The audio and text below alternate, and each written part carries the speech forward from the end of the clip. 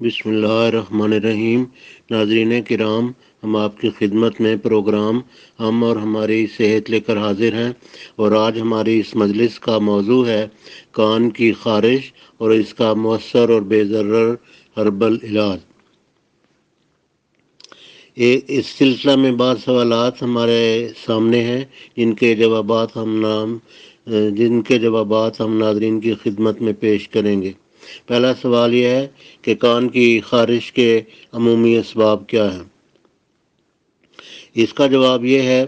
کہ بعض زہریلے اور فاسد مادے کان کے اندرونی ماحول پر اثر کرتے ہیں، جن کے نتیجے میں خارش ہوتی ہے،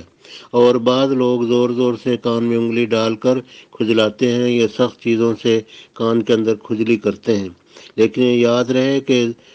کھجلانے سے یا پھر چیزوں کے کان کے اندر پھیرنے سے کان کا جو اندرونی نازک حصہ ہوتا ہے وہ زخمی ہو جاتا ہے، وہاں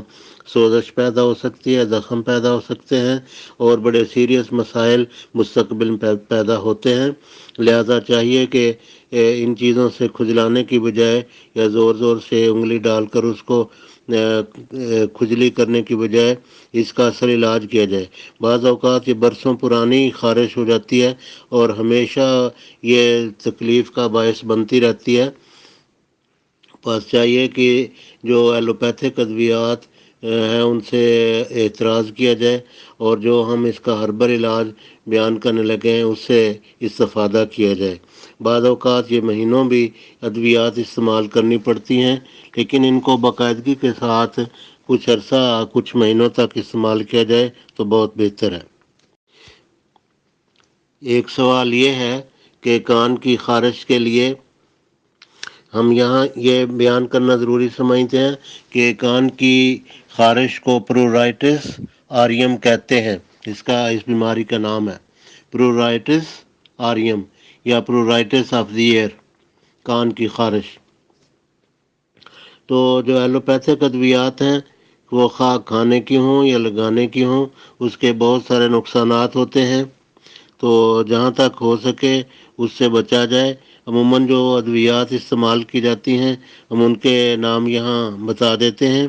کلورمفینیکل ایئر ڈرافٹس، بیٹا میتھاسون ایئر ڈرافٹس، پولی میکسن ایئر ڈرافٹس، لگنوکین کے ایئر ڈرافٹس ہوتے ہیں، لیڈوکین کے ہوتے ہیں، اور نیومائسین پولی میکسن ہائیڈروکارٹیسون ایسیٹیٹ کے ایئر ڈرافٹس ہوتے ہیں، جینٹامائسین کے ایئر ڈرافٹس ہوتے ہیں، ڈیکسا میتھاسون، ٹوبرامائسین، یہ ہیں یہ ڈرافٹس جو عام طور پر کان میں ڈالے جاتے ہیں۔ ان میں سے مثلاً لگنو کین یہ ڈرافٹس جو ہیں ان میں چونکہ افیون کا جوہر جو ہوتا ہے وہ استعمال ہوتا ہے، جو عصب سماعت ہے انسان کا اس کے اوپر ان کے اینٹی بائیوٹکس ہوں، اینٹی الرجک ہوں یا اسٹیرائڈ کے ڈرافٹس ہوں، وقتی طور پر یہ فوری اثر کرتے ہیں، لیکن ان کے نتائج انتہائی خطرناک اور بھیانک ہوتے ہیں۔ یہ عصب سماعت جو سننے کا عصب ہے، پٹھا ہے، اس کے اوپر یہ برے اثرات ڈالتے ہیں، اور بعد میں جا کر ان کے انتہائی برے نقصانات ہوتے ہیں اور خطرناک ہوتے ہیں۔ البتہ حسب ضرورت بوریک ایسڈ یہ ڈرافٹ یا سیلسلک یہ ڈرافٹس یہ استعمال کی جاتے ہیں، یہ نسبتاً زیادہ محفوظ ہیں، یا سادہ طور پر بوروگلائسرین، بورک ایسڈ اور گلائسرین کا جو استعمال ہے گھر پہ وہ آپ تیار کر کے اس کو استعمال کر سکتے ہیں، یہ بے ضرر علاج ہے۔ لیکن جو اینٹی بائیوٹکس کھانے کے ہوں یا مقامی طور پر استعمال کے ہوں، یہی وہ ادویات جن کا ہم نے ابھی ذکر کیا، مثلاً اینٹی بائیوٹکس ہیں، ایمپیسلین، کلاکسیسلین وغیرہ، یا اس طرح کے اور بہت سارے اینٹی بائیوٹکس ہیں جو کھانے کے لیے بھی، جینٹامائسین وغیرہ، تو ان کو کھانے کے لیے استعمال کرنے سے بھی بہت سارے سائیڈ ایفیکٹس ہیں، نقصان ہیں۔ گو کہ وقتی فائدہ تو ہو جاتا ہے لیکن ان کے نتائج انتہائی خطرناک ہوتے ہیں، بس جہاں تک ہو سکے ان سے بچا جائے، اور یہ سادہ علاج جس کا ہم نے ذکر کیا ہے اس کو عمل میں لایا جائے، اور جو کھانے کی دوا، مرکب دوا جس کا ہم نے ذکر کیا ہے وہ یعنی اطریف الوسطی خدوس اس کا عرصہ تک استعمال کیا جائے۔ یہ نہ صرف